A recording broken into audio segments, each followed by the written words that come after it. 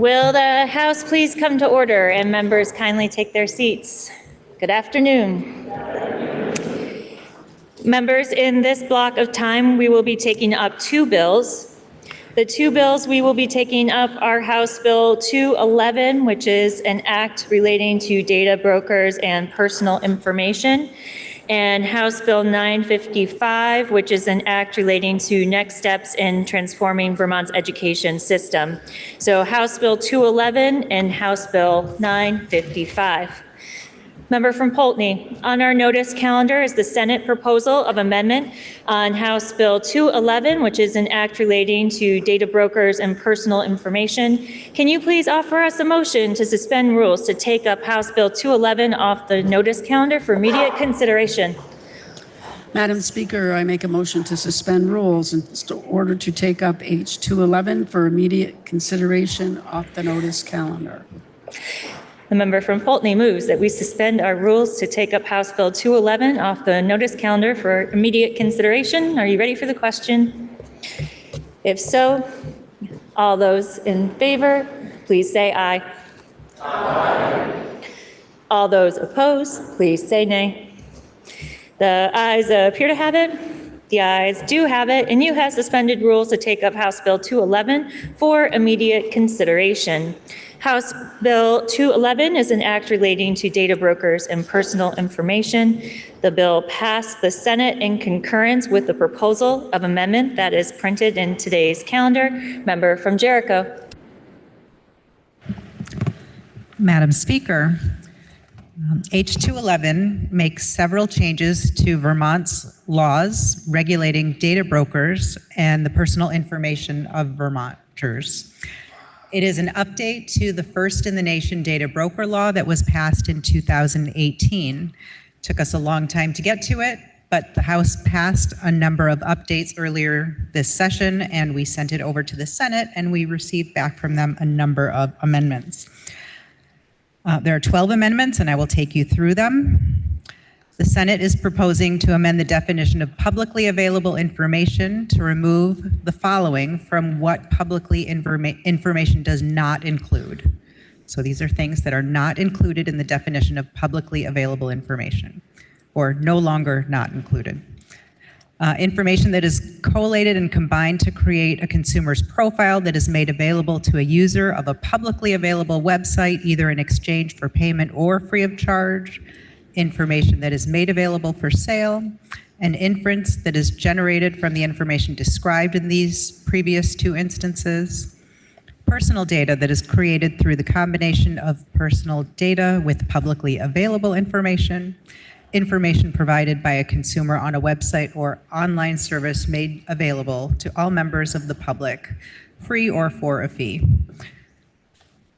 The Senate did not amend other definitions that were updated in the House version, including the definition of data broker, brokered personal information, biometric data, and many other definitions. We talked about those earlier when the bill passed the House. These changes are intended to capture more entities as data brokers and require them to register and be regulated by the state of Vermont. There are a couple of non-substantive changes to address grammatical readability. And then the Senate is proposing to delete language that would have allowed consumers to delete their brokered personal information. So that was an addition that we had requested that they have asked us. They are saying not yet. The Senate is proposing to add the definition of consumer in the data broker subchapter to align with the definition of consumer in the Data Privacy Bill S71 that we just passed recently. The Senate is proposing to amend the Cybersecurity Advisory Council to add 3 members, including the chairs of the 2 information technology committees in the General Assembly and also a member of the Judiciary. A couple more. They are proposing to extend the sunset of the Cybersecurity Advisor Council so that it continues through June 30th of 2033. They are also proposing to add a requirement that providers of, so here is where they added H650, which is education technology. We passed that bill It left this body, we passed it as a consumer protection bill. It left our body here and went into Senate Education, had a wild ride that I'm happy to talk to you about offline, and didn't come back. So Economic Development said, hey, this is a consumer protection bill. It belongs here in this consumer protection bill that we're proposing to update. So we will add an education technology registry at the Secretary of State's office. The Senate also proposed to remove the $50,000 appropriation to the Secretary of State to pay the consultant to study the feasibility of an accessible deletion mechanism. So one of the things we were hoping to have is a way for Vermonters to go to the Secretary of State's office to one page and click on it and be able to delete their data. That's something that you can do in California right now. It is something that they raised an awful lot of money to do, and we were hoping that we could figure out how much money Vermont would need to be able to do that, but that's not going to happen this year. So the data broker and education technology sections would take effect January 2027, and the rest of the bill takes effect July 1, 2026. Straw poll from our committee was 11-0-0 in favor, and we ask for your vote to concur with the Senate's amendment. The question is, shall the House concur in the Senate proposal of amendment? Are you ready for the question? If so, all those in favor, please say aye. Aye. All those opposed, please say nay. The ayes appear to have it. The ayes do have it, and you have concurred in the Senate proposal of amendment. Member from Poultney, can you please offer us a motion to deliver House Bill 211 to the governor forthwith? Madam Speaker, I make a motion to send House Bill H211 to the governor forthwith. The member from Poultney moves that we deliver House Bill 211 to the governor forthwith. Are you ready for the question?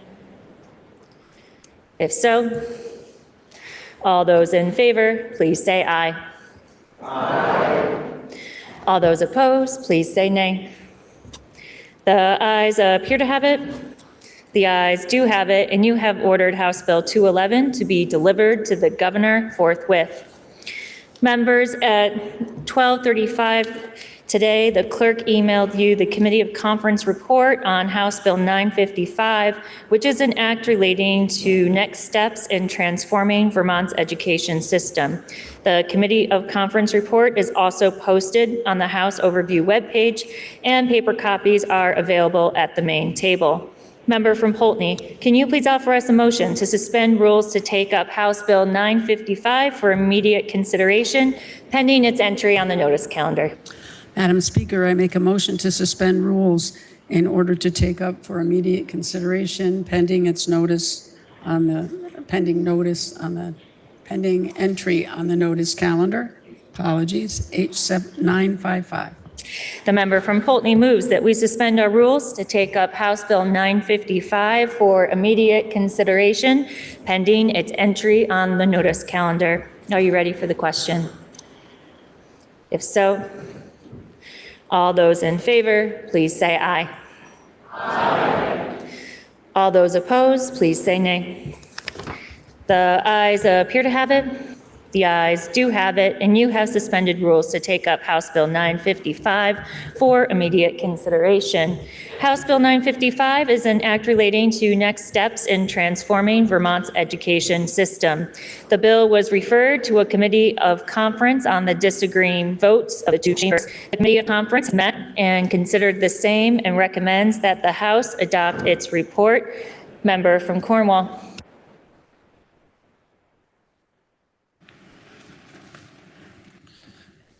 Madam Speaker, the Conference Committee report on H955 is surprisingly brief. This reflects that there were mostly areas of agreement between the House and Senate in our two proposals, and the final version of H955 looks very similar to the one that left this body in April. In short, H955 retains the House's framework for creating voluntary, resourced, community-driven merger groups, that put Vermonters in the driver's seat of how best they see their districts moving forward in an era of declining enrollment and a new financing system, and in a way that maintains and expands opportunities for students.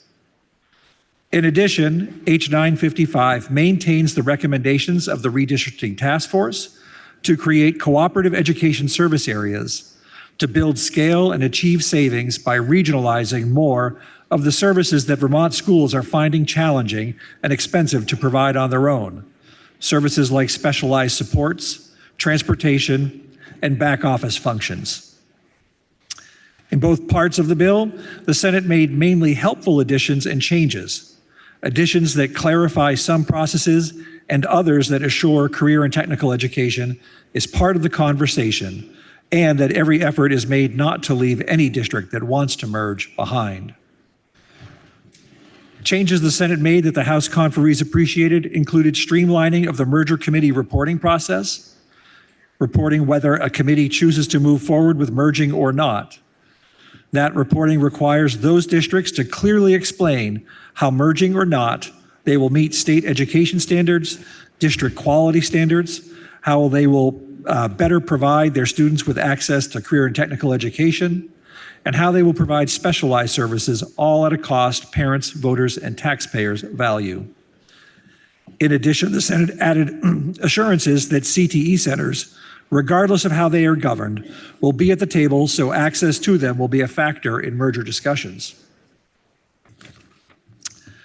And the Senate additions highlight the need to make sure all districts have an opportunity to be part of a merger, providing a pathway for those who may find themselves left out for some reason to still be part of a larger district.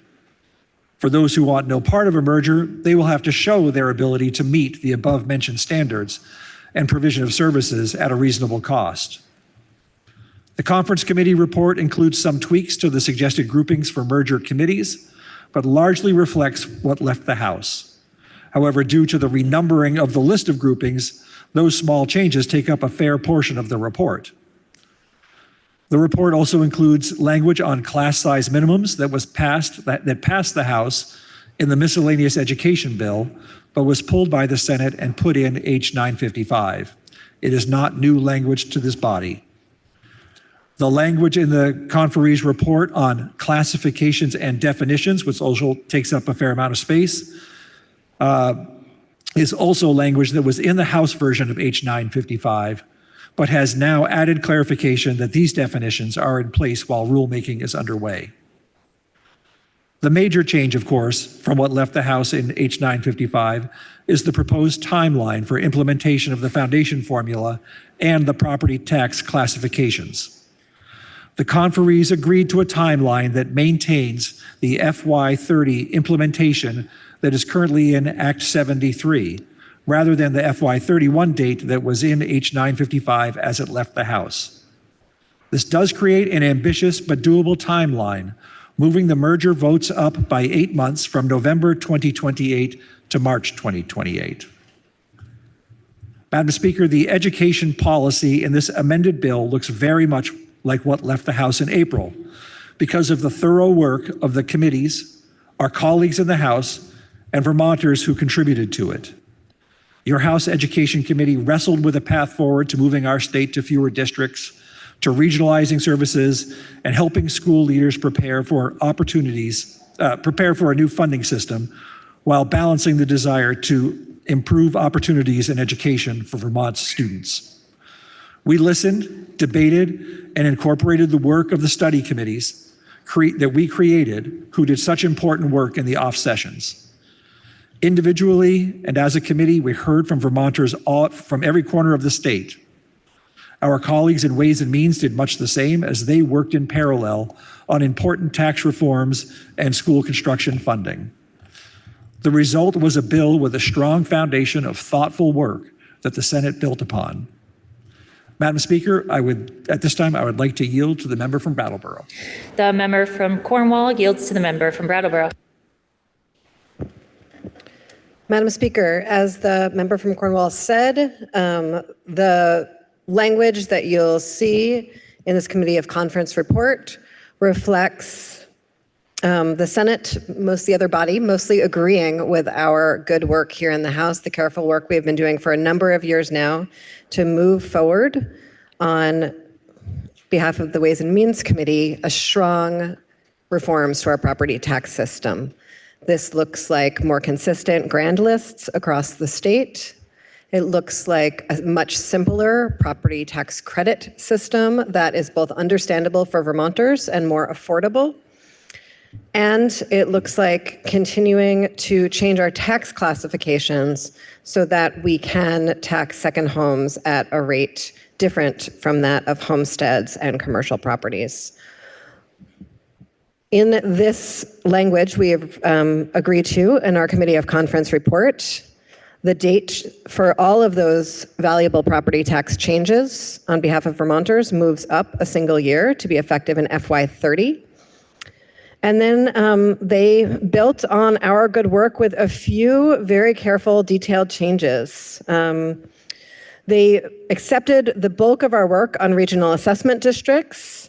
However, the tax department asked that we hold off on a small section regarding appeals language until the Department of Taxes can do some more thoughtful work on that. And so that work has been moved to next year to a set of recommendations that we'll hear. They added a new section modifying our tax sale laws for small seasonal recreational communities.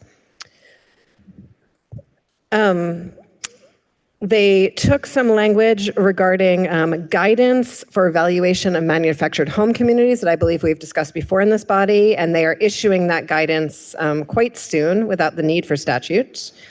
And so that was removed from the Committee of Conference report and from the bill when it left the Senate. And then they built on our incredibly careful work on property classifications to close two possible loopholes, one related to lodging establishments and one related to bona fide landlord-tenant relationships, and we thank them for that work and accepted those changes. And then in a number of sections, they built on our careful framework for school construction, which is a necessary part of realizing the dreams and the goals that we have related to improving educational opportunities for our kids and strengthening our communities. And they did that by strengthening the timelines, the order of operations, ballot warning language, and procedures throughout the language. And we thanked them for their careful work. They changed a few of the ratios that we set up for how school construction is funded, but still an incredibly generous school construction program that should enable new schools and improved school buildings throughout the state for all of our kids.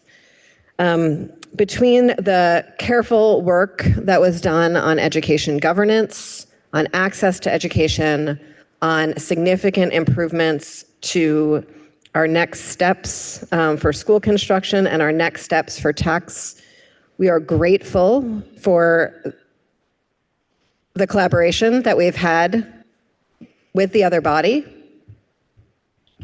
And, Madam Speaker, just like to take this opportunity to again thank our staff, thank all of our committees of jurisdiction, and frankly, all of the many members who have spent so much time talking to their local communities, talking to the folks who work in their schools, to the kids who attend their schools, and to every neighbor who wanted to talk about these issues at the grocery store. It made our work stronger and better, and I am grateful for folks' support on this Committee of Conference report. Thank you.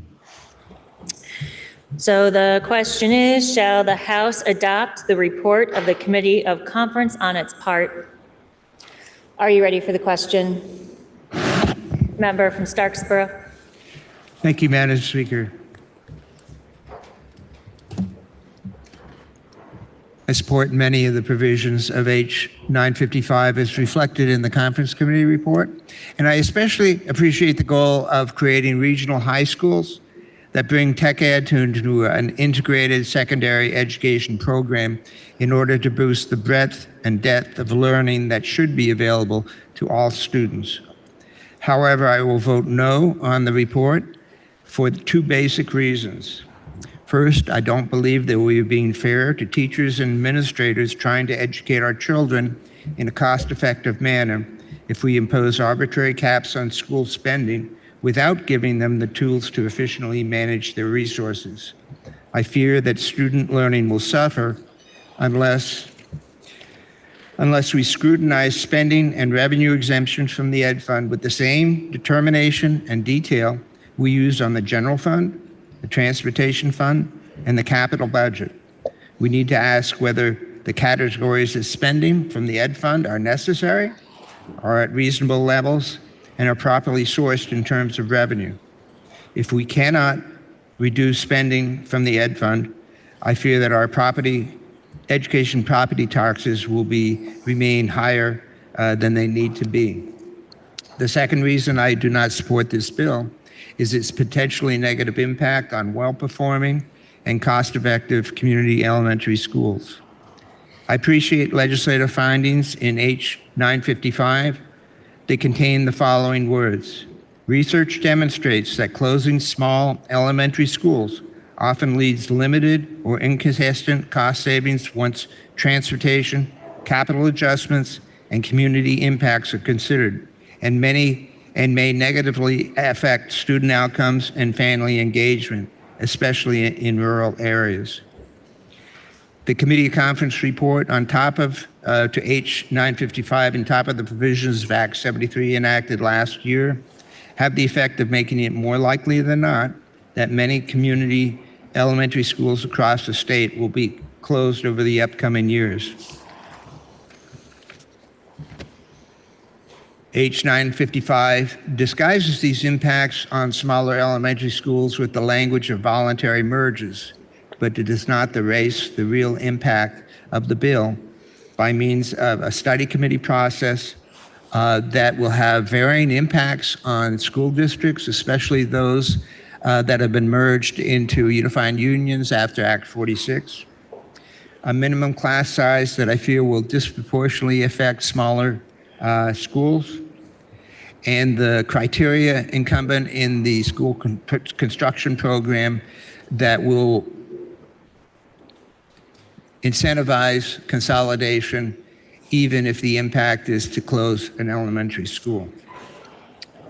We could have protected these well-performing elementary schools if we had enacted measures to provide a meaningful voice to those towns before their school is closed.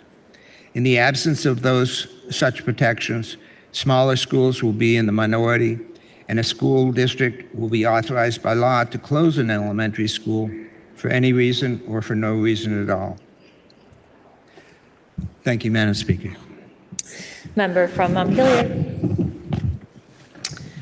Madam Speaker, as a longtime public school teacher and a two-term legislator, I know that the actions we take here today have a lasting impact in our classrooms, in our communities, and most critically, in how we engage students in a way that ensures all of them are prepared for the futures they want.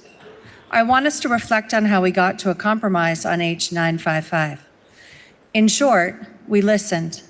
When the reform fever hit, there was talk of nearly complete Montpelier control of our local public schools, mandatory mergers, dictated maps, forced school closures, stripping power from elected school boards.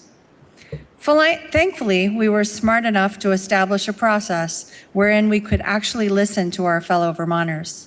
Our Act 73 redistricting task force heard from thousands of parents, educators, school administrators, business owners, and students, and they told us to slow down.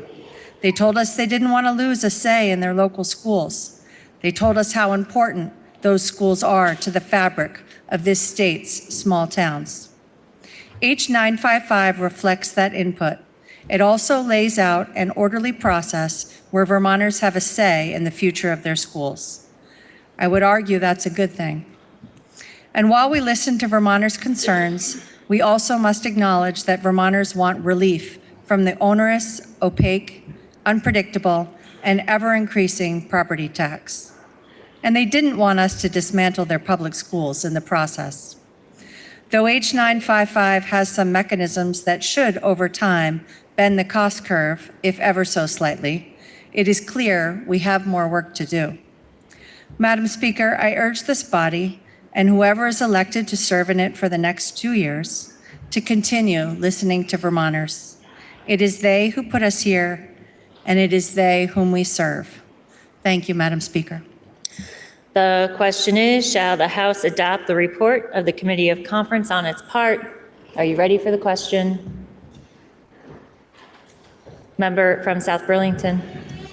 Madam Speaker, given the magnitude of this bill, I would like to request that when the roll is taken, or the vote is taken, it be taken by roll. The member from South Burlington requests that when the vote is taken, it be taken by roll. Is the member sustained? The member is sustained. When the vote is taken, it will be taken by roll. Member from West Windsor. Thank you, Madam Speaker. Would it be all right with you, Madam Speaker, if I sat while I asked the question? Thank you. May I please inquire of the presenter of the tax portion of the bill? The member from Brattleboro is interrogated. Thank you, Madam Speaker. I think I heard you say, and I've been reading through the report of the Committee of Conference, and I can't find it, and I didn't read it before, so I'm asking you to clarify, or asking the member to clarify what they meant by set-asides for recreational communities and something to do with lodging establishments. Thank you. Yes. So the other body realized that part of how we had framed some of the definition of second homes, if a lodging establishment was configured, and by configured, I actually mean like the way the doors and refrigerator might be in the hotel room. If it was configured in a particular way, it could accidentally qualify as a second home property, and that's not how we intended to classify it. And so they closed that loophole. And then the second piece is actually something that we clarified in the miscellaneous tax bill, and then they carried through to here, which is last biennium, we passed a change in the property transfer tax and realized this biennium, with the support of the Department of Taxes, that we had created an inadvertent loophole where someone could essentially sell their property to a trust and rent it back to themselves for free. And so we made sure to close that loophole in the context of this provision. And then there is a final part which is somewhat separate from some other provisions of the bill, that updates some legislation that we also passed last biennium related to changes to create consistency in tax sales for municipalities. That small scale vacation communities. The easiest way for me to understand this is to imagine like one of those sweet lakes with small cottages around it that was like maybe built in the early 60s of seasonal homes, that those very small properties that are not habitable year round could wind up delinquent on their municipal taxes for decades and never actually get to the dollar tax sale threshold amount. And so we created, the Senate created a provision to make sure that properties that were not lived in year round, that were not homesteads, could be in a slightly different category for tax sales. And I can find those sections if needed, but it might take me a second. Madam Speaker, does what you're describing include ski resorts? Madam Speaker, it really depends on the exact details of the ski resort. They're privately owned plots of land, and so it's possible that a ski resort could have attached to it a very complicated condo situation, but probably not. And I can sort of dig into the details with you, Madam Speaker, and with Legislative Council to get the exact details of it, but likely not. Because a ski resort would likely need to be a place that people could sleep in the winter comfortably, and so that property would be weatherized, in which case it would not fall into this provision. Thank you, Madam Speaker. Member from Manchester.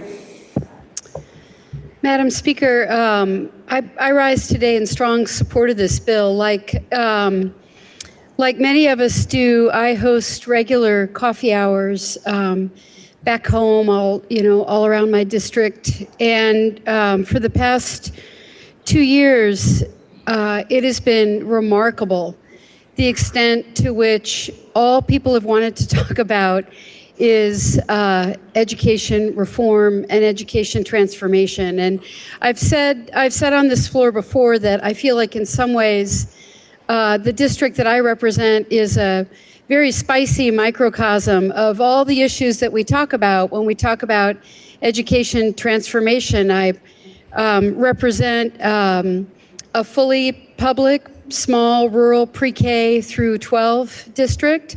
I represent a totally non-operating, very, very small district that doesn't operate a public school at all. They send all their kids. And then I operate a hybrid district that operates and tuitions. And so we have it all. And unanimously, almost to a person, at these dozens of coffee hours I've held and all the times that I've stood on a mic in front of a gym full of people at town meeting, the consensus has been no forced mergers. Nobody wanted it. And it is remarkable to me how far this conversation has come from the days when I was showing a forced merger map with 5 districts to where we are today, a process that really, in many ways, turns the conversation back to communities. So I'm happy to support this bill, and I hope members will join me in doing the same. The question is, shall the House adopt the report of the Committee of Conference on its part? Are you ready for the question?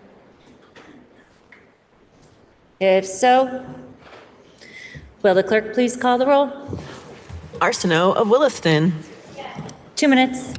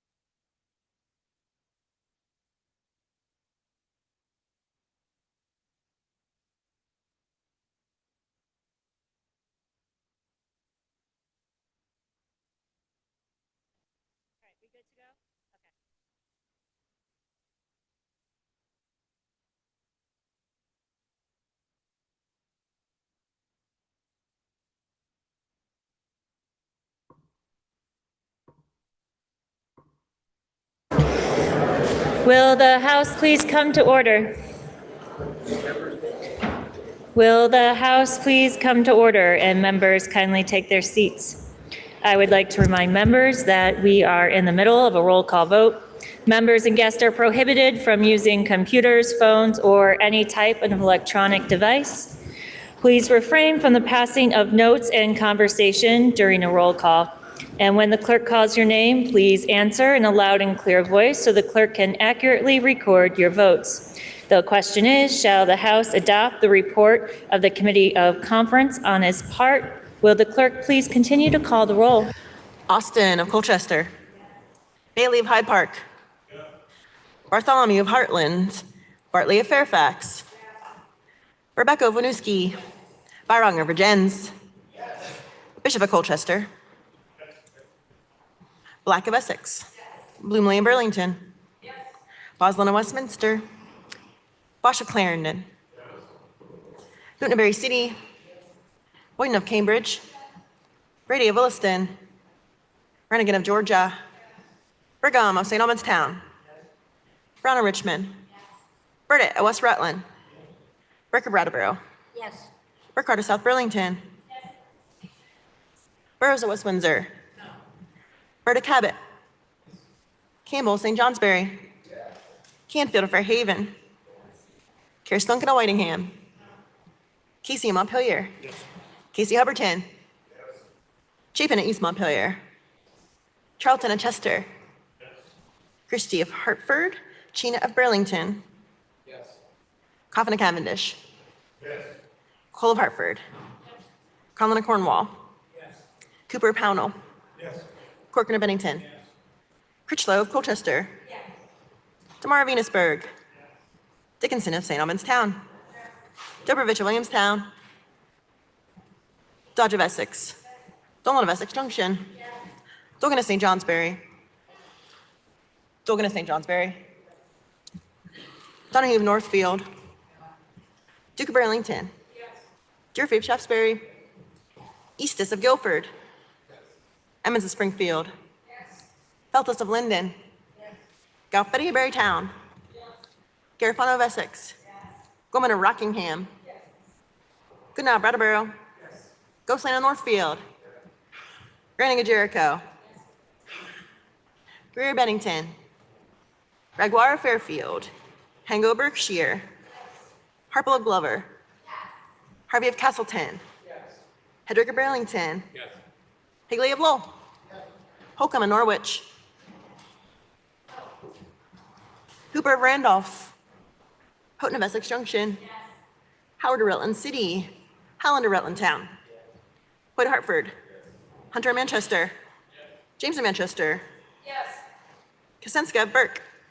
Keyser of Rutland City. Kimball Woodstock. Klepner of Burlington. Kornheiser of Brattleboro. Krasnow, South Burlington. Labor of Morgan. Lally of Shelburne. Lalonde of South Burlington. Lamont of Morristown. LaRush of Franklin. Lipsky of Stowe. Logan of Burlington. Long of Newfane. Long of Milton. Leaders of Lincoln. Luno of St. Albans City.